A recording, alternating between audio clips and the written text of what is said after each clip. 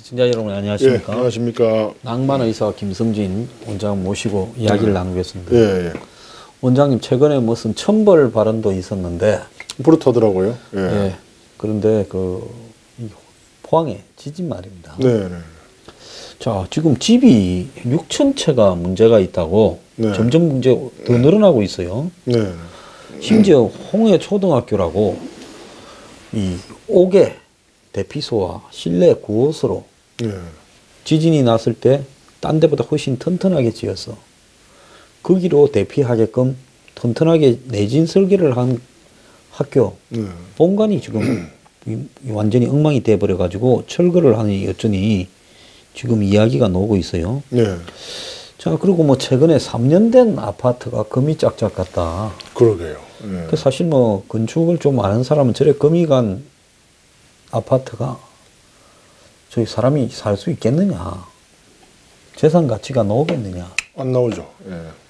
자, 그렇다면 이 내진 설계를 89년부터 적용을 했어요. 그래서 이번에 뭐 무너져가 약간 피사의 사탑처럼 쓰러져 가는 그런 아파트가, 그런 거는 뭐 이해가 가지만 88년이라서. 네. 그런데 최근에 진 학교나 이 아파트가 금이 가고 무너져 내리고 이런 부분은, 이거는 내진 설계를 강화해서 될 문제겠어요? 설계도를 안 따랐다 이 말이잖아요. 도둑질해 먹은 거죠. 예, 건물 지으면서. 그렇죠. 참 문제입니다. 이거는. 예. 근데 한국에 저 아파트 예. 지을 때 얼마나 자재나 이런 거를 부실하게 짓는가 하는 거는, 요 강남이나 요런 데는 까탈스럽고 대단한 분들이 많이 살아서 그래 못하지만은 신도시나 이런 데 짓고 있는 유명 재벌회사 브랜드 아파트가 입주도 하기 전에 물이 새고 말입니다. 그 뭐 떨어져 내리고 하는 게 간간히 있어요. 맞습니다. 참고로 이제 제가 이 동부이촌동 뭐 지역을 말했으면 죄송합니다만 그 아주 3,000세대 아파트, 최근에 진 아파트죠. 10년 된 아파트인데 거기에 살다가 이제 70년대 초반에 지은 아파트로 이사를 제가 한 10년 전에 했거든요. 근데 살아보니까 70년대 지은 아파트가 훨씬 튼튼해요. 그리고 층간 소음도 없고요. 살기가 훨씬 쾌적해요. 신동 아파트구나. 신동 아파트 아니고 그래요? R 모 아파트라고 뭐 나홀로 아파트인데. 근데 너무 그래서 거기에 이제 선우용 씨도 사시고 뭐 굉장히 그 좀 쾌적하고 가성비라 해가지고 가격 대비 굉장히 공간이 넓고 살기가 편해요. 근데 그때는 콘크리트를 얼마나 튼튼하게 했는가. 예. 그래서 전혀 층간 소음이 없고요. 아마 그때 오히려 박정희 정권 때 지은 건물인데 아마 그 당시에는 이제 그 동부촌이 부촌이었거든요. 아마 철저하게 잘 지은 것 같아요. 그래서 제가 음악을 좀 좋아하기 때문에 고성능 앰프로 상당히 크게 해도 항의가 안 들어와요. 근데 옛날에 그 3,000세대 아파트 살 때는 막 우리 애가 조금만 걸어다녀도 항의가 들어왔거든요. 근데 여기서는 뭐 전혀 그런 게 뭐 쿵쾅쿵쾅 이렇게 해도 전혀 문제가 없고요. 사실은 이게 층간 소음을 없애는 문제는 간단합니다, 여러분들. 법을 약간 엄격하게 해가지고 이걸 30cm 이상 하고 중간에 이렇게 소음제를 위에 밑에 깔면 되거든요. 옛날엔 그렇게 했어요. 근데 그걸 좀 아끼려고 그걸 뭐 15cm, 20cm 이러니까 그 양을 줄이고 콘크리트 공구를 제대로 안 친다 이야기 아닙니까? 그래봤자 한 집 만드는데 그 세이브되는 가격이 뭐 100만 원이 안 된대요. 근데 그게 이제 몇천 세대가 합쳐지면은 몇백억이 되죠. 그래 그 몇백억 때문에 이 우리 서민들은 아파트 하나 살려면 그 평생의 재산인데 평생을 싸우고 서로 심지어는 층간소음 때문에 살인도 하고 그러지 않습니까? 그뿐만 아니라 저기 신도시 지을 때 어떤 한 군데는 바닷모래를 써가지고 맞습니다. 그 신도시 아파트들이 쓰러져 가고 있다. 맞습니다. 이런 이야기도 지금 판단에 받아하잖아요. 빨리 대통령이 돼가지고 이런 거 참 딱 규정대로 해라. 안 그러면 뭐 굉장히 미국처럼 경제사범에 대해서 굉장히 우리나라 경제사범은 중용이 없어요. 그러니까 한 1년 갔다 와가지고 한 몇천억 땡기자 이래 되는 거예요. 미국 같은 경우는 택도 없습니다. 미국의 경제사범은 굉장히 몇십 년 사는 거 아시잖아요. 아니, 앨론사 같은 경우에 몇십 년 났지 않습니까? 앨론사, 이 에너지 회사. 몇십 년 플러스 징벌적 벌금을 해가지고. 그 사람이 가진 돈은 다. 플러스. 뺏어버리죠. 뺏어버리고. 회계 부정하고. 그래서 지금 이 한국의 건축물들이 얼마나 도둑질을 해먹는가 하는 것이 포항 지진으로 좀 확인이 되었다. 이게 참 이게 손볼 게 한두 가지가 아닌데요. 제가 볼 때는 그냥 선진국 미국 따라서 하면은 해결될 게 많아요. 근데 이 사람들이 알면서 안 하는 거라. 아, 동부 이천동 하니까 예, 얼마 전에 별들의 고향 예, 그 영화를 TV에 하길래 예, 한번 봤더만은 예. 그 이영옥이 나오고 신성일이 예, 나오고 그러잖아요. 예, 예, 거기가 이 시작할 때 예, 신성일이가 사는 집에 예, 이제 이영옥이가 찾아와서 두 사람이 예, 이제 알콩달콩해지는데 예, 그때 시작할 때 이제 한 아파트에 그게 70한 4, 5년도 만든 영화일 예, 거예요. 예, 그 최인호 소설이지 예, 않습니까? 예, 최인호가 그 동부 이천동 주공 아파트 놀이터에 예, 예. 애 안고 이렇게 예? 거의 쾌적하죠. 그 카메오로 예, 출연을 했더만요. 예. 예. 거기가 지금 이제 재건축 지금 이야기 들어가 있는데 그쪽이 참 살기가 좋아요. 굉장히 넓고요. 예. 그리고 이제 그 서영춘 씨도 그 밑에 신동 아파트 사셨고요. 예. 그 당시는 아주 동부천동의 대표적인 부촌이었죠. 근데 지금은 뭐 강남에 뭐 압구정동 하나에 30평대 아파트가 25억인데 여기는 뭐 11억, 12억. 물론 뭐 비싼 편이지만 강남의 반도 안 되죠, 요즘. 옛날에 그 이 아파트들을 예. 강남 쪽에 강변을 따라서 예. 또 강북 쪽에 강변을 따라서 쭉 지은 이유가 예? 한국의 그 이 한강변에 예. 양쪽 조망이 없다잖아요. 예. 왜 진 줄 압니까? 모릅니다. 전쟁이 나면 예. 그 아파트들을 다 폭파시켜가지고 예. 일종의 시가전을 하기 위한 이 벙커 형태로 만들려고. 이 스탈린그라드 영화 봤죠. 많이 봤잖아요. 예. 거기 보면 이 소련이 예. 건축물들을 다 이렇게 날려가 그 안에서 숨어가지고 저격수들이 쏘고 하지 않습니까? 그러려고 그랬대요. 이 농담이 아니고 진짜예요. 일산도 뭐 그런 말이 있었죠. 네. 근데 이제 그거는 이제 구시대 전략이고 요새 뭐 이제 위로 무슨 장사포하고 미사일이 날아가는데 뭐. 예, 뭐 그리고 뭐 중성자 탄이라 해가지고 이렇게 크게 건물이나 이런 건 피해 없이 사람만 EMP 탄 해가지고 그러니까 우리도 지금 차제에 그런 이제 핵 같은 거는 너무나 규제가 많으니까 EMP 탄 아직 규제가 없다면서요. 앞으로 이제 나오겠지만은 그렇죠. 그런 걸 차라리 빨리 개발했으면 좋겠어요. 예. 그래서 옛날에 그 시대는 거기만 살아도 예. 동부 이천동에만 살아도 실제로 제가 그 아파트 제법 미세 흉내를 냈더라고요. 옛날에 제가 압구정동에 살았었어요. 아파트로 있었고. 네. 근데 너무 살기가 안 좋은 거예요. 바퀴벌레 나오고 주차할 데도 없고. 오래돼가. 예, 복도식이고. 현대 아파트. 예, 구현대 아파트. 33평에 그때가 2억 천에 그때가 언제냐면 97년도 가는데 2억 1천만 원에 팔고 여기를 2억 4천에 샀어요. 근데 그 2억 천, 그러니까 지금 옛날에는 97년도만 해도 동부초등이 더 비쌌어요. 33평짜리 아파트가. 지금은 거의 25억. 여기는 이제 12억. 뭐. 물론 12억도 이제 요즘은 웬만한 거는 뭐 강북에도 10억 넘어가더라고요. 참 격세지감을 느꼈는데, 야, 그 25억짜리 하나만 있어도 그냥 뭐 편하게 살 수 있는데, 그죠? 예. 얼마 전에 보니까 일본보다 예. 한국의 아파트가 2배가 비싸다. 꼭 평균을 내면 꼭 그렇지는 않을 거예요. 예? 평균을 내보면. 아니 동경 기준으로 동경 기준으로. 예, 서울하고 예. 그렇더라고요. 아니, 근데 우리나라 집값이 런던이나 뉴욕에 비해서는 별로 비싸진 않습니다. 아니 런던, 뉴욕은 예. 솔직히 말하면 런던하고 뉴욕은 한국보다 그 뉴욕에 사는 사람의 소득을 기준으로 하자면 한국보다 한 3배는 높을 거예요. 그렇죠. 뉴욕 사람들이 돈 많이 예, 벌죠. 런던을 기준으로 하면 한 4배는 높을 4배는 거예요. 높고, 예, 예. 그런 사람들의 어떤 이 소득을 갖다가 또 감안을 해야지. 예.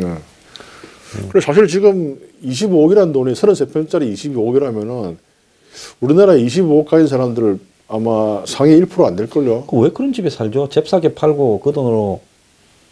예? 근데 이제 돈이 뭐 몇백억 있는 사람은 이 압구정동 아파트 산다는 게 하나의 사회적 신분이 되죠. 이상하게 우리나라 사람들은 꼭 만나면은 어디 사요 물어봐요. 내가 저기 한강수 별별 특강에 이야기했잖아요. 어디 삽니까 물어. 그 웃기는 사람들이에요. 그거 꼭 뭐 보면 헤어질 때 밥 잘 먹고 헤어질 때 쥐가 태워줄 것도 아니면서 예. 집이 어디예요? 예. 예? 근데 한 번은 열이 받아서 그랬어요. 왜? 어디 태아- 네가 태워줄래? 태워줄래요? 아 저는 태워줍니다. 집에 대한 거. 예? 그래서 내가 한번 그랬죠. 예. 그러니까 뭐, 예. 하이 뭐 그렇게 집이 어디 사냐 묻는 걸 가지고 예민하게 반응하냐. 예민하게 반응할 수 있죠. 그 저는 이제 좋은 의미로 물어봐요. 이제 저는 이제 차를 갖고 다니기 때문에 댁이 혹시 어디시냐고 이제 근데 이제 그 좋은 의도로 물어보는 사람들이 거의 없죠. 이제 그거로 신분으로 이제 측정하는 건데. 측정하는 거죠. 근데 이제 미국 사람들은 직업은 물어봅니다. What do you do for living? 이런 물어보대요. 근데 뭐 where do you live? 뭐, 그것도 물어보긴 봐요. 그럼 나는 이제 세울 이라면 서울. 그다음엔 더 안 들어가죠. 근데 이제 우리나라는 확실히 이제 부촌 뭐 이런 게 좀 차이가 나니까. 근데 그 부촌하고 이렇게 우범지대는 우리나라는 그래도 우범지대는 없잖아요, 서울에. 근데 그거는 뭐 런던, 뉴욕 어쩔 수가 없어요. 그러니까 부촌에 살면 이게 뭐 좀 어깨가 힘이 들어가고 뿌듯합니까? 저는 평생에 부천에 한번 못 살아봤어. 제가 살아볼 때 처음에 서울에 올라올 때는 기분이 좀 좋았어요. 한 3개월 동안에는 나도 이제 연예인들이 살고 좀 고위 정치인들이 사는 동네에 내가 진입을 했구나 이렇게 생각했는데 3개월 지나니까 동부초등에 일본인 단으로 미국인들이 많이 살거든요. 일본 사람 많이 살죠. 예, 거리를 걷다 보면 뭐 일본말 하고 미국말 그리고 한국 사람들도 영어를 많이 씁니다. 뭐 이상하게 이렇게 어릴 때부터 미국 갔다 온 사람이 많아서 그런지 그래서 한국말 듣는 경우가 별로 없어요. 근데 이 사람들이 이 엘리베이터에 오줌을 싸더라고요, 미국 사람들이.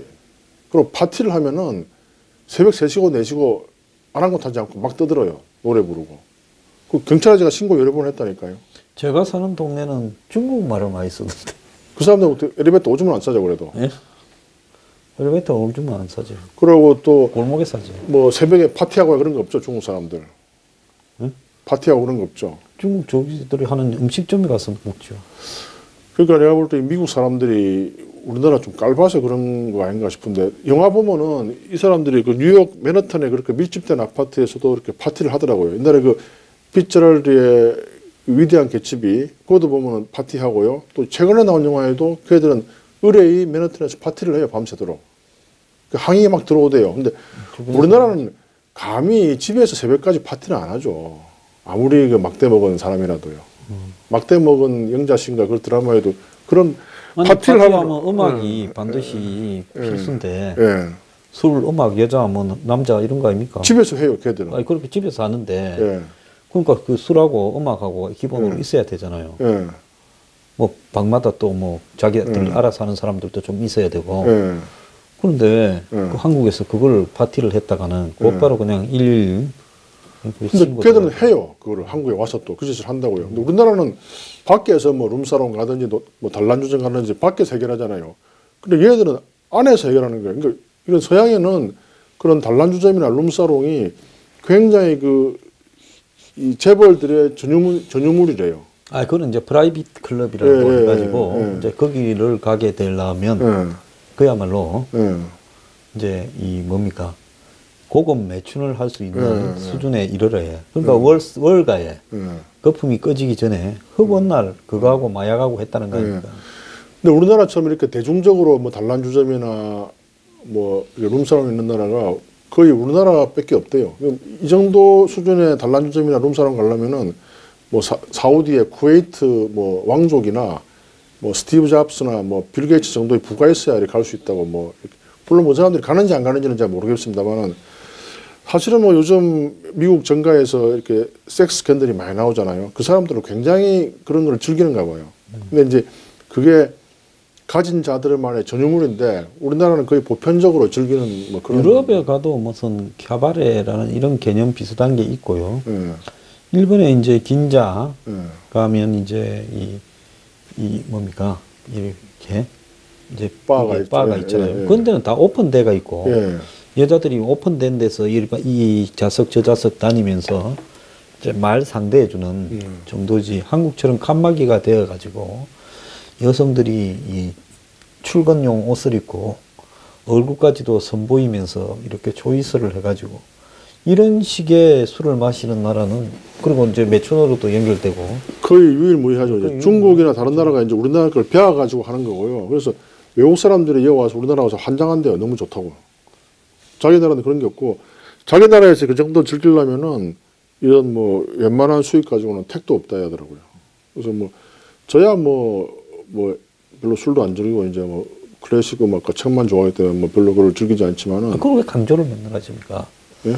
지금 편마다 한 서너 번을 나는 클래식과 오페라와 이렇게 문학을 즐긴다고. 팩트니까 이야기하는 거죠. 팩트. 예, 예. 저도 뭐 20대 때는 거기 안 갔다 할 수는 없겠죠. 예, 뭐 아니 거기가 20대 때 가는 데입니까? 아, 대학병원은 좀 그렇습니다. 아, 롱살롱을 20대 때 갑니까? 예, 거기는 이제 교수님들이 이렇게 뭐 따라가는 거죠. 그리고 저는 그때 가고 뭐 거기에는 별로 간 기억이 없어요. 뭐 돈도 또 워낙 비싸고요. 그래서 그래서 뭐 그때는 따라간 거죠. 근데 뭐 또 가보니까 그것도 이제 그런 데 대한 욕망이 20대 때 제일 강하잖아요. 보통은 이제 20대 때 이제 가고 싶어도 못 가잖아요. 근데 저는 뭐 그때 많이 가봐서 별로 뭐 거기에 대한 환상이 없습니다.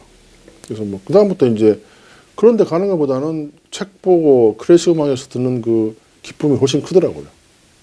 술을 제대로 못 피웠네. 왜요? 네? 술을 왜? 뭐 술 좋아했어요 그때. 술 좋아했어요. 예, 바닷가에서 뭐 친구하고 뭐 그러니까 제대로 못 피웠다는 거. 그럼 어떻게 뭐? 예. 네, 넘어갑시다. 아, 하시고 말인데 좀 배워야 되니까 어떻게 배우는 게 술은 좀 음악도 좀 있고 조명도 좀 있고. 예를 들면 예? 그런 데서 또 뭐. 나의 뜻그럼? 아니. 그럼 뭐. 재즈 음악도 좀 들리고. 예? 전 재즈 별로 안 좋아해요. 그건 또 나하고 엄청난 차이가 있네요. 아, 재즈 좋아합니까? 저는 처음에는 재즈를 굉장히 싫어했는데요. 예. 요즘 스타벅스나 이런 데 오전에 한 10시나 11시나 이런 데 가보거나 뭐 어디 오전에 이렇게 이 아주 좀 뭡니까? 좋은 장소들, 뭐 백화점이라든지 이런 데 전부 노는 음악이 재즈잖아요. 저는 이상하게 재즈가 좀 유명한 뭐 재즈 연주가 많잖아요. 예. 뭐 트럼펫 갑자기 이름이 기억 안 난다. 뭐 하여튼 그 음반을 많이 사고 했는데 아직 그 수준이 낮아서 그런지 재즈는 잘 체화 안 되더라고요. 아, 근데 재즈를 좋아하는 분들이 저 Once Upon a Time 뭐 이렇게 블루문 그래서 강남에 있잖아요. 그래서 가봤는데 별로 그렇게 즐거움이 안 와요. 그래서 뭐 즐거움이 안 오는 데를 굳이 또 갈 필요가 없어서 안 갔는데 재즈를 좋아하시는군요. 그럼 이제 강남에 있는 그런 부분은 사실 재즈라기보다는 재즈를 형식으로만 한 거고. 예. 저도 음악을 이제 젊었을 때는 발라드, 네? 발라드를 좋아했어요. 예. 그리고 이제 조금 더 한 30대, 40대가 되니까 락이 좋더라고요. 락이요. 그러더만은 이제 나중에 조금 더 다니까 이 잉글리시, 예? 그러니까 영국식 이 팝, 영국식 팝이 좀 더 갱쾌하고 그렇죠. 이렇게 발라드, 락 이런 부분이 포함돼 가지고 이렇게 있더만은 그 다음에는 또 한때는 펑크락도 좀 좋더라고요. 70년대식에. 그렇더만은 요즘은 음악은 재즈다라고 딱 이렇게 꽂히더라고요. 그렇군요. 그래서 본투비 블루라는 영화 봤어요? 안 봤습니다.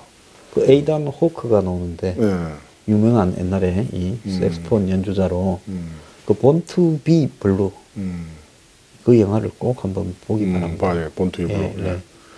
알겠습니다. 하여튼 재즈, 저 차에도 이제 재즈 음악이 한 50개 있는데, 그냥 자꾸만 건너뛰게 돼요. 그래서, 뭐, 하여튼 좀, 아직은 여러 번 들어봤는데, 아직은 잘 체화가 안 돼요. 예. 원래 그 재즈가 그러니까 이 루이지애나 예. 주에 뉴올리안스에서 시작이 돼가지고. 그렇죠. 그러니까 이제 그것도 그 당시에 남부의 흑인 노예들 음악하고 이제 이 당시 이제 뭐 프랑스 식민지 때 유럽 음악하고가 교묘하게 합쳐지면서 맞습니다. 아주 그 재즈는 보면 반주가 단추를 하잖아요. 예. 기껏 해봐야 이제 한 너댓 개의 이 반주로 베이스도 반드시 들어가야 되고 그렇죠. 이렇게 하는데 피아노하고 뭐 이래가지고 근데 이제 이게 이제 프리 재즈로 왜 보면 악보 없이 막 끝까지 연주하는 거 있지 않습니까? 처음엔 그렇게 시작이 돼가지고 갔는데 이제 이게 시카고로 가서 시카고 재즈, 뉴욕으로 가서 뉴욕 재즈, 그래갖고 미국에 이제 3대 재즈의 이 본향이 되면서 거기서 이제 뭡니까? 스윙이고부터 해서 스탠다드 팝이고 또 나중에 락앤롤이고 다 파생된 거죠. 그래서 길게 보면 미국의 음악이 이 재즈에서 시작이 됐다. 네. 이런데 이 재즈가 나이가 들면서요, 정말 이 재즈가 음악이다라는 생각이 확실히 들더라고요. 그래서 영화 본투비 블루를 한번 꼭 보시고. 예. 휘플래시도 드러머인데 약간 그것도 재즈 이야기 나오고 이번에 라라랜드 그것도 약간 재즈가 좀 나오죠. 그것도 좀 이야기가. 나오죠. 예. 예. 그래서 뭐 재즈라는 것은 음악에서 굉장히 중요한 장르고 근데 기본 양념이다 이래 봐야 예. 되는 거죠. 약간은 좀 요즘 소외되고 있는데 역시 뭐 음악 역사에서 재즈를 빼고서는 특히 현대 음악에서는 뭐 언급을 안 할 수가 없는 그러니까 중요한 분야죠. 그러니까 이전에 예. 중세 이후의 음악은 유럽의 궁중식 클래식이면 예. 클래식이 이제 다양한 형태로 이렇게 뭡니까 베토벤이니 슈베르트니 예. 모차르트니 나오면서 이제 변주가 됐잖아요. 핸델 때는 장음했죠. 예. 그러면서 클래식이 거의 대중화 그때는 그게 이 슈베르트나 모차르트의 클래식이 베토벤이나 한마디로 그때는 대중음악이었죠. 예. 궁중음악이나 종교음악에서 그렇죠. 그렇죠. 대중화됐단 말이에요, 클래식이. 그 다음 밑에 이제 점점 더 대중화돼 갖고요. 그러면 마찬가지로 지금 이제 유행하는 음악의 장르로 이렇게 봤을 때, 요 모든 음악이 재즈, 발라드, 락, 예? 또 유럽 같으면 무슨 샹송, 이태리 같으면 칸초네, 요렇게 해서 파생이 안 된 음악이 거의 없죠. 없어요. 그래서 예. 음악을 들으면 이거는 장르가 어디다 예. 하는 게 대충 답이 나오죠. 네. 그래서 어떤 종류의 음악이든 이제 어제 그 제주도에서 이제 그 창을 하신 분이 이제 노래를 권하니까 이제 이미자 씨의 동백 아가씨하고 이걸 이제 두 개를 부르는데 참 감동이 오더라고요. 그리고 또 제가 요새 이제 지하철을 타고 다니는데 지하철이 너무 복잡해서 거의 지옥철이더라고요. 그래서 생각을 하게 이제 그 헤드폰 중에 노이즈 캔슬링 헤드폰이라고 있어요. 예. 옛날에 그 제가 소니 걸 샀는데 예. 그때는 싸게 샀어요. 한 5만 원짜리 샀는데 요번에는 보니까 이제 IUC가 선전하는 뭐 58만 원짜리였는데 요번에 한번 질렀어요. 예. 근데 아 너무 좋더라고요. 오다가 좀 강남에서 여기까지 한 40분 걸렸는데 예. 베토벤 첼로 소나타 3번을 듣고 왔거든요. 아, 그랬어요. 근데 주위에 소음이 하나도 안 들리고 마치 음악당에 들어간 것 같아요. 그래서 굉장히 그 지옥 이어폰. 예. 지옥철을 타고 오면서도 아, 그 50 몇만 원의 큰 돈이지만은 그래도 오늘 너무 해피했어요. 그 40분에. 뭐 블루투스로 예, 블루투스로 이렇게 뭐하고 저 스마트폰하고 연결했어요. 예, 스마트폰 연결해가지고. 스마트폰에 그러면 어디서? 그렇게 검색이 됩니다. 한번 연결이 됩니다. 그 멜론, 그렇죠. 스트리밍 사이트에서. 예, 스트리밍 사이트. 근데 유튜브는 좋은데 저하고 중간에 끊겨가지고 광고가 예. 끼어들는데 그래서 굉장히 그 약간 여러분 좀 무리 되겠지만은 그래도 한 좀 저축하셔가지고 예. 그걸 한번 꼭 사십시오. 노이즈 캔슬링.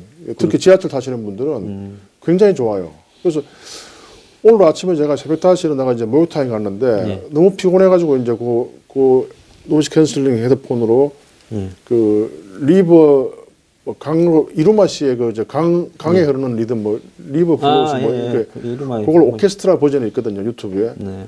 그걸 한 10분 들으니까 피로가 싹 풀리더라고요. 그래서 음악이 어떤 장르의 음악이든 그 옛날에 조영남 씨가 한 말이 있어요. 자기가 젊을 때 미 8군에 가서 공연할 때 뭐 I wanna go home, I wanna go home 그러니까 막 그 흑인 병사들이 100km 되는 그 눈물을 줄줄 흘리더래요. 고향에. 그 음악이 주는 그 옛날에 그 있잖아요. 그 초한전에 보면은 그 초가를 쫙 사면 초가란 말이 있잖아요.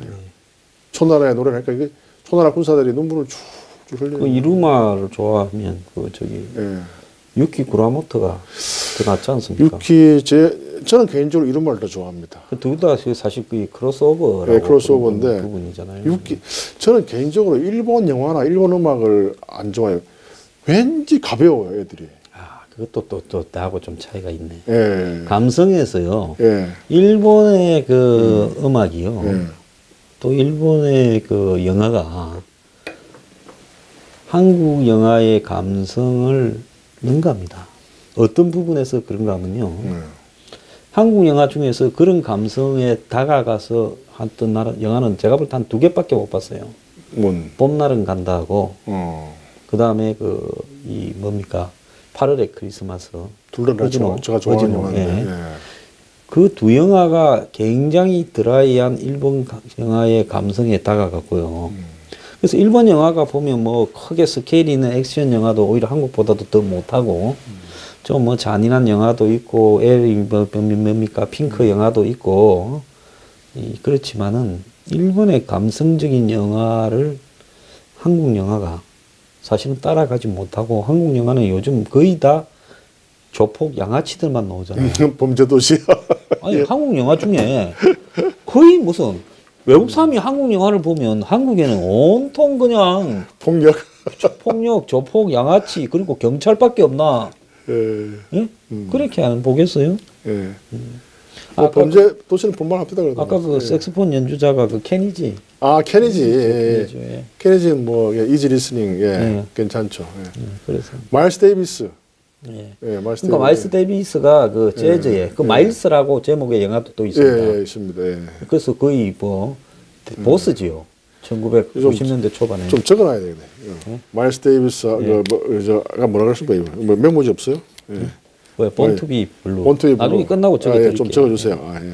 우리 항상 이 적는 습관이 제목이 돼가지고. 마일스. 예. 본투비 얼라이브. 예. 그래서 예. 하다가 뭐 하다가 또 재즈 이야기가 나왔노. 일본 영화 이야기 하다가 뭐 재즈 이야기 왜 나왔죠?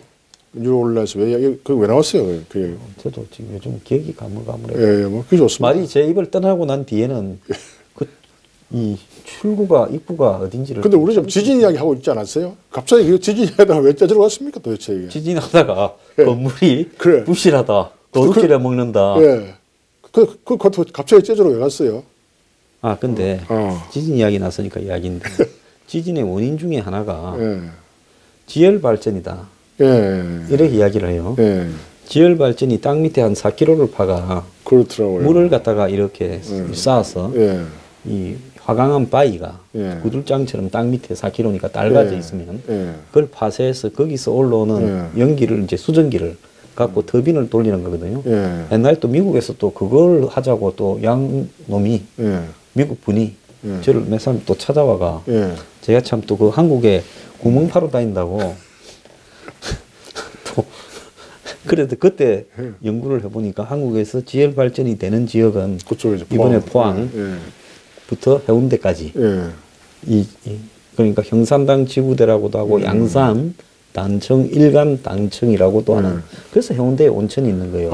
해운대 온천은 세계 최고죠. 그래서 예. 포항에도 온천이 있고 예. 동네에도 온천이 있는 거예요. 한국의 그쪽 말고는 예. 딱 약간 뻘건 부분이 어딘가 하면 저 충남 아산 도고 근처 그거보다 그리고 해운대는- 변산인데 예. 요거는 데는 지열로 해가지고 측정을 해보면 아주 연한 분홍색이고 한국에서 지열 발전이 되는 지역은 딱 그것밖에 없어요. 그래서 그쪽에서 항상 지진이 많이 일어나요. 홍성하고. 그러니까 이렇게. 지열이 발전이 된다는 말은 땅 밑이 이렇게 끓고 활발하다. 있다는 거고. 예, 예. 그래서 양산 단청이 죽은 게 아니라 음. 활성 단청이다라고 했는데 많이 안 믿었지요. 살아있네. 이래 되는 거죠. 근데 이번에 이제 살아있네가 된 거죠. 그렇죠. 양산 단청이. 예. 근데 거기 양산 단청하고 울산 단청이 역으로 만나고 있어요. 그렇죠. 그러니까 이게 충돌이 굉장히 심해질 가능성이 있다는 거예요. 그래서 한국에도 굉장히 지진 여러분들 조심해야 돼요. 이게 역사적으로 보면은 이 동경 쪽에 관동 지진이 항상 100년에 한 번씩 일어나고 있습니다. 관동 그래서 대지진이라고 지금 곧 일어날 지가 얼마 안 됐고 샌프란시스코, 뭐 로스앤젤레스, 뭐 고베, 뭐 인도네시아 비롯해서 지진이 또 당산 대지진. 그러니까 우리 생애에만 큰 지진이 벌써 10개가 넘어요. 아이 그럼요. 예, 그래서 지금 우리나라도 이렇게 이번 기회에 대우각성에서 굉장히 내진 설계를 더욱더 그리고 실제로 신라시대 때 진도 7.5의 강진이 경주를 침범했잖아요. 그렇죠. 첨성대는 그때부터 내진 설계가 돼 있어가지고 지금까지 끝도 없어요. 참 대단하죠 그런 거. 그때 기술력이 지금보다 나은 건지. 그럼요. 로마 시대 때 보세요. 콜로세움 아직도 남아 있잖아요.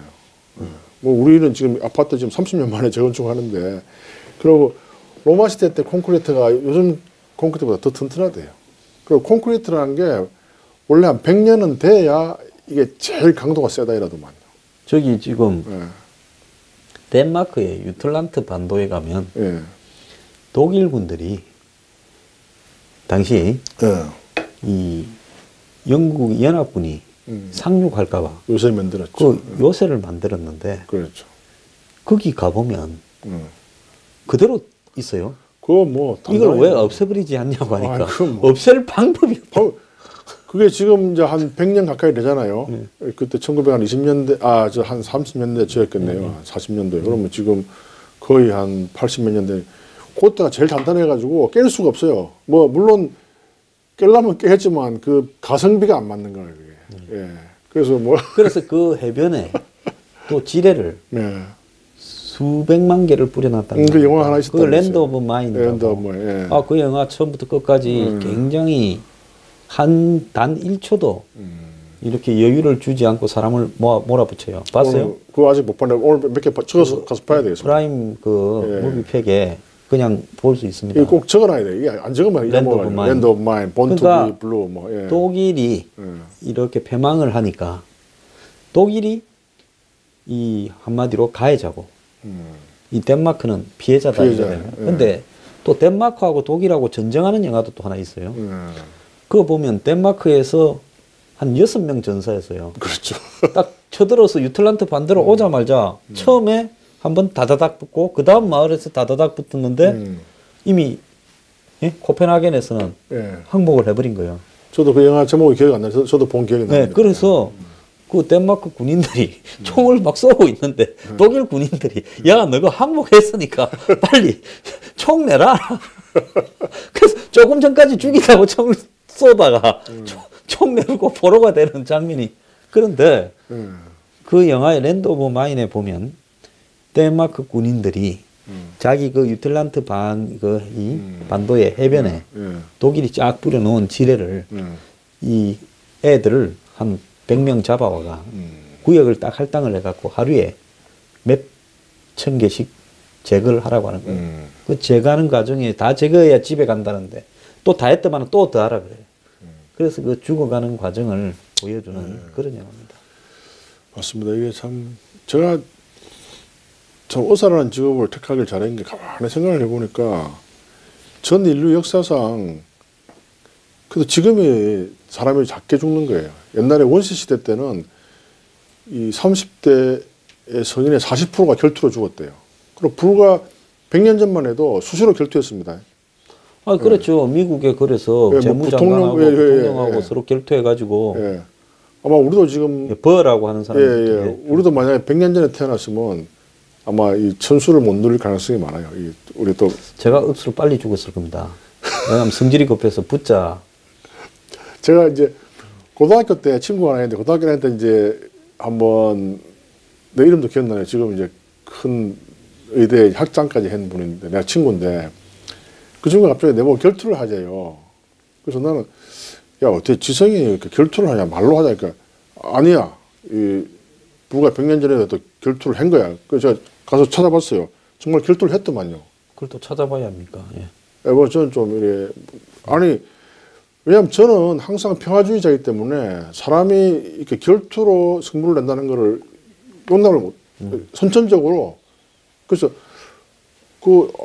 친구 말이 정말이니까 정말이라 내기를 했어요. 내가 내기에 졌는데 그만큼 인류의 본성은 결투지향적이고 전투지향적이고. 그러니까 서부 시대나 이 유럽의 중세 시대에는 성질이 고픈 사람이 빨리 죽는 게 상대방이 결투하자 놓으면 그러면 이렇게 피하면 되는데 피하면 등 뒤에서는 못 쏘거나 못 찌르니까 이제 자꾸 자극을 해요. 야 이 비겁한 놈아 돌아서라 총 뽑아라 막 이러면서. 저는 피합니다. 그러니까 등 뒤에 쏘면 이 사람은 비겁한 상행당하거든. 비겁한 정도가 아니라 상행당하죠. 그러니까 상대가 마주 서서 딱 이렇게 뽑아야 된다. 그럼 도망가야죠. 제가 한 십몇 년 전에 아파트 층간 소음으로 노인분하고 한번 싸움이 났어요. 제가 사과를 갔는데 막 욕을 하고 막 맥살을 잡고 싸움을 걸더라고요. 근데 제가 판단을 했죠. 이분하고 싸워봤자 이겨도 손해, 저도 손해인 거예요. 36개 막 도망갔죠. 도망가야 됩니다. 비겁한 게 약간은 행복한 길이다. 이거. 아니 생각을 해보세요. 그분하고 70남 분인데 내가 당연히 이기겠죠. 싸우면은. 그럼 또 신문에 이 젊은 놈이 또 70대 노인을 폭행했다. 재미있을 수 있었겠죠. 그리고 이것도 지면은 또 그것도 가문의 창피고. 전번에 판사 한 명이 차에 구멍을 뚫어가지고. 제 차에도 요새 누가 막 그러가지고 지금 그러니까. 어떤 차에? 저 벤츠차 비싼 차에 막 그래가지고 막 했는데 또 80만 원 들어가 고쳤습니다. 근데 그 다음날 또 긁어난 거예요. 그래 전화했어요 본사에. 블랙박스 이렇게 그 정차 시에는 또 블랙박스를 안 하게 돼 있대요. 이게 뭐 야 나 참 열받는데 여러분들 이게 그 남의 차는 좀 긁지 맙시다. 그 자꾸만 긁어가지고 또 이야기 또 왜 나왔어요? 그 팔 긁은 이야기가. 예? 아 전쟁 이야기 하다가 나왔습니까? 예. 그 인간의 본성에 서로 사랑합시다. 결투도 하지 말고. 이게 좀 그래서 제가 이게 정치 보복도 하지 말아. 제가 대통령이 되면은 정치 보복 없을 겁니다. 그리고 저는 아마추어기 때문에 정치 보복할 일이 없어요. 저들한테 물어봐요. 정치 예. 보복이 아니라 나라를 바로 잡아가는 어떤 길이고 너희들은 우리보다 더했다 이랍니다. 그러니까 어디선가는 이거를 끊어야 되잖아요. 좀 잘났다고 생각하는 사람이. 제가 끊겠습니다. 제가. 예. 그게 근데 옛날에 되려면 한 10년이 더 걸리니까 그럼 10년 동안에 정치 보복으로 해서 이런 속도로 가면 대통령 될 때쯤에는 다 죽어버렸을 것 같아. 아닙니다. 우리나라에 5천만 명이기 때문에 인물 많습니다. 그리고 뭐 정말 이 평화와 평등이 강처럼 흐르는 세상이 언제 올지. 그래서 내게 어느 날 같은 평화. 할렐루야 믿습니까 여러분들? 근데 예. 저기 좀 구라가 좋아가지고 또 자기를 좀 이렇게 잘 띄우고 예. 정말 좀 목사님을 하시거나 아니, 사이비 교주를 하시지. 제가 그런 말 많이 들었어요. 예? 옛날에 그 젊을 때 30대 때 옷을 이렇게 짙은 곤색의 옷에다가 이렇게 하얀 티를 입고 나갔더만 신부 같다는 말을 많이 들었어요. 예. 뭐 여하튼 자매님 하면서 예. 뭐 제가 또 천주교 또 세례도 받았잖아요. 또 기독교 세례도 받았죠. 또 불교도 한 5년 동안 또 참선도 했고요. 왜 그래 돌고 돌아서 이종교 전형제로? 왜 들어왔냐면은 제가 처음에 기독교 세례를 받은 이유는 젊었을 때 20대 때 제 친구가 죽었어요. 예. 그래서 제가 도서관에 책을 존재론적 고민 때문에. 예. 도서관에 책을 그때 한 10,000권을 다 뒤져봤어요. 목록에. 답이 없더라고요. 답이. 제일 비슷한 데 파우스트 정도. 예. 뭐 아우구스투스의 뭐 그런 것도 답이 안 되고. 아 이거 종교 외에는 방법이 없어요. 그래서 기독교에 또 했는데 그 또 뭐 또 무슨 일이 있어가지고 또 이제 불교에 심취했다가 또 무슨 일이 있어가 또 이제 천주교 했는데 이제 회교도 한번 좀 연구를 해볼까 지금 고민 중에 있습니다. 어떤 분이 참 제 그 유튜브에 댓글을 다셨는데요. 별을 댓글 밑에 예.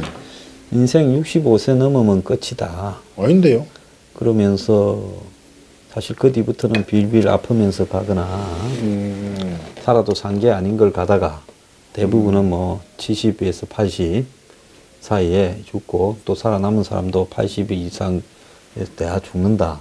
그래서 인생 65세 넘으면 별 의미 없다. 어? 저는 그걸 생각. 그런데 그게 냉정하고 드라이한 거다 하면서 아주 하드보일드하게 썼어요. 저는 그걸 생각. 그래서 그런 분한테 제가 좀 위로를 드리고 싶은 거는 사실 인생이 그럴 수도 있지요. 특히 한국에 이제 빈곤 노인층이 많고 이러다 보니까 노인의 때 빈곤하면 참 인생이 고달프잖아요. 그래서 이제 그렇게 쓸 수도 있는데 그렇지만은 그 인생을 바라보는 관점이 65세면 끝이다 하면 저는 한 10년. 제가 벌써 나이 60 아닙니까 지금? 원장님은 이제 뭐 5년이면 끝이에요. 아, 저는 그렇게 안 봐요. 지금 벌써 제가 요번에 40주년 동창회 갔다 왔잖아요 고등학교. 근데 와 90명이 죽었더라고요. 600명 졸업했는데. 예, 제 아시는 어떤 분은 그 동창을 했더만은 미국에서도 다 오고 했는데 뭐 전체 한 450명 중에서 180명이 죽었더라. 그분이 몇 살이죠? 60이었어. 아, 의외로 그러니까 그렇게 다 걸러지고 이제 우리가 70세까지 살아남으면요. 100세까지 살 확률이 그때부터 굉장히 이제 올라가요. 살겠죠. 그만큼 저번에도 말씀드렸지만은 그때까지 생명을 보존한다는 거는 위험한 일을 안 하고 또 술 담배도 좀 자제하고 또 마음도 좀 비교적 좀 온건하게 가진 뭐 물론 이제 일찍 돌아가신 분들이 뭐 너무 하닥거리다가 그렇다는 말은 아니지만 저는 빨리 죽겠네. 아니요. 저 황수장님도 보면은 저 상당히 진중한 면이 있고 오히려 저보다 더 진중한 면이 많아요. 특히 뭐 여러 가지 방송에서는 말을 못 하겠지만은 뭐 아시잖아요. 예. 오히려 뭐 저보다 더 보수적인 면이 많더라고요. 그러니까 그냥 125세까지 장수할 확률이 많고 여러분들 원래 생물 존재가요 자기 성장기에 5배를 살 수 있습니다. 그래서 인간이 25세까지 성장하거든요. 그러니까 우리 원래 수명은 125세예요. 그래서 옛날에 성경에 뭐 아브라함이 500세 뭐 이런 말 나오잖아요. 전혀 근거 없는 말이 아니고 조만간에 이 암이 해결되고 이 암이 해결될 가능성이 있고 조만간에 나옵니다. 지금 뭐 신라젠 바이러스 연구하고 있기 때문에 뭐 확률이 좀 신라젠 주식 사셨습니까? 저 안 샀어요. 안 샀는데 연구하는 게 상당히 좀 흥미가 있더라고요. 그러니까 미국에 지금 그 대기업들이 지금 자꾸만 삼성이 하고 있잖아요. 저는 주식 안 합니다. 왜 안 하십니까? 제 생리하고 안 맞아요. 일단 주식을 하게 되면은 음악이나 독서에 즐길 수가 없어요. 매일 그 신경 쓰기 순간순간으로 계속 봐야 예, 되니까 근데 부동산은 인생이 좀 불행해지죠. 예, 부동산은 사놓으면은 괜찮아요. 이거는 뭐 자기 필요한 걸 집은 꼭 하나 있어야 되잖아요. 그리고 건물은 제 병원에 꼭 필요하잖아요. 그러니까 근데 뭐 한 10년 지나면 당연히 올라가는 거고. 근데 그거는 약간 안목이 있으니까. 근데 주식은 저하고 안 맞아요. 주식을 하실 분들은 사놨다가 5년이나 10년 뒤에 꺼내보고 올랐냐 내리갔냐 할 주식만 사십시오. 그게 쉽지 않아요. 아무리 삼성 뭐 또 빌 게이츠 같이 뭐 이렇게 탄탄한 마이크로소프트 주를 사도요. 인간의 심리가 매일 보게 돼 있습니다. 그건 당연하죠. 예. 그러니까 뭐 이런 말이 있죠. 뭐 30년 전에 삼성전자를 사는 게 부동산 뭐 현대 아파트 사는 것보다 더 확률이 높다고 이러지 뭐 천만의 말씀. 누가 그거를 지금까지 가지고 있습니까? 말도 안 되는 이야기죠. 아파트에 자기가 사니까 무겁잖아요. 그야말로 부동산이에요, 부동산. 근데 주식은 동산으로서 참을 수 없는 존재의 가벼움입니다. 예. 사람의 사랑하는 마음과 같기 때문에. 그래서, 그리고 주식이란 게임은 한마디 팁을 드릴게요. 주식은 가진 자들의 잔치예요. 원래 주식 시장이 왜 나온지 압니까? 리스크 분산 때문에 나왔잖아요. 영국에 이제 배가 예. 저기 그 신대륙으로 예. 떠나야 되는데 예. 배한 사람이 올인해가 갔다가 배가 돌아올 확률은 한 30% 20%밖에 안 되니까 예. 배가 가라앉아 버리면 예. 완전히 다 망해 버리니까. 그 리스크 분산시키는 거예요. 그래서 여러 명이 이제 배를 여러 대해서 그 중에 두세 대는 그러니까 10명이 배를 10대를 이렇게 나눠 투자해 가지고 예. 그 중에 한 2대 돌아오면 대박 치는 대박 치는 그런 거죠. 거죠. 그 7, 80%는 침몰하기 때문에 그 옛날에 영화 같은 게 그랬잖아요. 대박이 날 확률이 20%밖에 안 지금 되는데. 한국 영화 그렇죠. 예. 근데 지금은 비교적 그래도 좀 이제 투자사가 많이 몰렸는데 그래 지금 많이 이제 리스크 분산이 됐는데 결국은 리스크 분산을 하고 위해서 나온 거기 때문에 결국은 그 지분을 가진 사람 대주주의 게임이지 거기에 우리가 개미가 들어갈 필요가 없는 거예요. 그렇지 않아요? 우리가 왜 들어가서 그들의 게임에 농락해야 되나요? 보세요. 1년 매출이 30억에 이 영업이익이 마이너스 100억인 회사가 지금 우리나라 코스닥 시가 총액이 6조입니다. 6조. 이거는 네덜란드 튤립 광풍보다 더 심한 거예요. 자, 저기 옛날에 노무현 전 대통령이 이 정치하지 말라 했는데 고가 아니고 큰일 났습니다. 고라고 할 뻔했습니다. 현 김성진 선생께서는 주식하지 말라. 강자들의 게임이다라고 명언을 남기셨습니다. 예. 아, 옛날에 노무현 대통령께서 돌아갔을 때 그래 이야기했습니까? 예, 정치하지 마라 했죠. 저는 뭐 주식, 뭐 다행히 이제 몇 번 했는데 크게 손실 없이 잘 빠져나오는데요. 그럼 뭐 하여튼 저는 제하고는 뭐 생리에 너무 안 맞고, 그 제가 그 이야기를 저번에 MBA, 그 성균관대 MBA 제가 한번 걸렸잖아요. 예. 근데 거기서 거기는 주식만 강의하고 뭐 부동산 가는 강의는 안 하더라고요. 예. 그래서 주식에 대해서 이런 이야기를 했더만은 교수님이 답변을 못 하더라고요. 아, 그래요? 경제학적으로 제 말이 틀린 말은 아니잖아요. 틀린 말 아니죠. 예. 네, 굉장히, 왜냐면 예.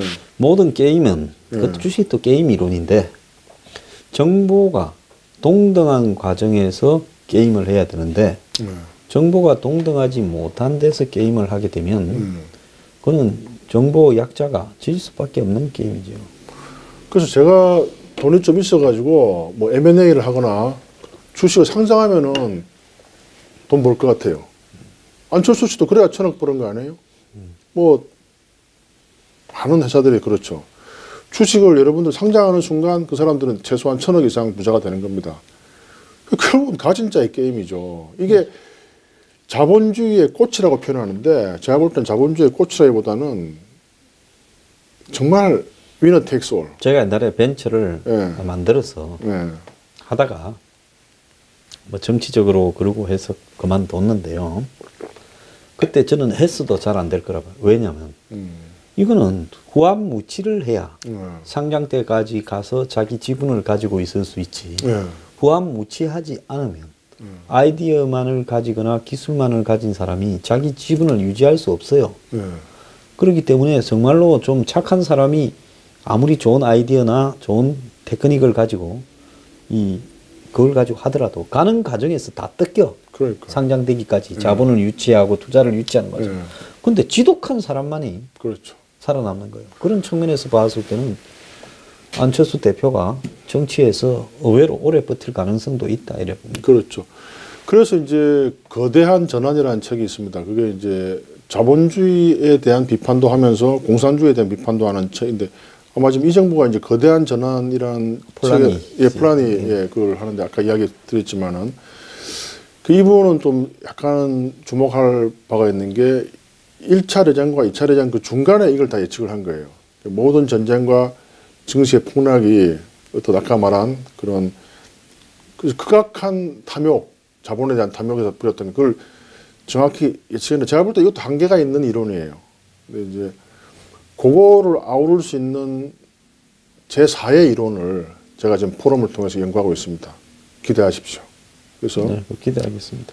이 부가 지금 빌 게이츠나 스티브 잡스도 항상 생각을 했던 게 어떤 이론적인 이상향일지 모르겠지만 정말 이 부의 편중이 좀 해결될 수 있는 체제가 없을까. 공산주의는 실패했잖아요. 그건 확실히 실패한 거거든요. 그렇다고 이 자본주의가 답은 또 아니에요.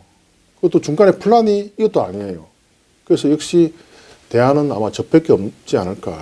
감히. 네, 다음 시간에는 그 대안을 가지고 한번 토론해 보도록 그래서 하겠습니다. 이제 이 역사적인 시대적 문명의 전환을 해결책을 가지고 있다고 김성진 선생께서는 지금 말씀을 하고 있습니다. 그래서 이제 아무래도 거기에 대한 브레인은 이제 우리 황 소장님이 대단하시니까 제 캠프로 들어오시죠. 경선 그만하고. 이제 이거 지금 인수 합병을 하겠다 지금. 제가 뭐 다 자가 문제는 다 해결해 놨으니까. 제가 들어오세요. 굶어 죽어도. 참. 이게 겹불은 째지 않는. 총리하면서 저는 국방과 외교에만 할 테니까. 저를 총리로 앉히다가는 곧바로 쿠데타로 실각할 수 있습니다. 요즘 짐바브웨입니까? 무가베? 무가베. 부통령한테 지금 구찌 마누라한테 넘겨주려다가 화가 난 부통령이 지금. 그 사람들하고 우리는 틀린 지성인. 물론 무가베도 지성인입니다. 저 원래 만델라하고 같은 아프리카의 지성이었는데. 옛날에 짐바브웨가 로지디아죠. 그러니까 오랫동안 무장 투쟁을 했는데 행정가야말로가 저렇게 되는 거죠. 그래서 제가 다 포럼하고 다 하드웨어 지금 거의 다 되어 있으니까요. 편하게 들어오세요. 자꾸만 고집 부리지 말고. 실권은 다 드릴 테니까. 이거는 좀.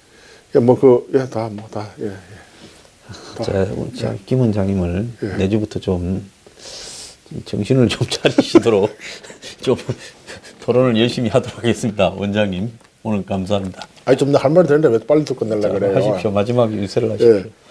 그래서 여러분들 제가 농담이 아닙니다. 제가 나라가 잘 돌아가면 제가 이런 말, 사실 여러분들 황소아님이나 저나 사실 이런 거 안 해도 사실 편하게 살 수 있는 사람들입니다. 그렇잖아요. 근데 이게 우리가 이런 말을 그래도 함으로 해서 나라가 발전하고 또 위정자들이 아마 이걸 알게 모르게 보고 있을 겁니다. 그래서 하나의 나라가 잘 되기 위해서는 이렇게 비판적 지성이 필요하고요. 그리고 또 이게 제가 장난이 아닙니다. 정말 이 정치 보복과 방송 장악 또 이런 부의 편중 또 빈곤의 악순환 이런 걸 해결할 수 있는 걸 제가 연구를 하겠습니다. 기대하십시오. 네, 여러분은 지금 새로운 이 문명의 전환기에 맞습니다. 리더를 보고 계십니다.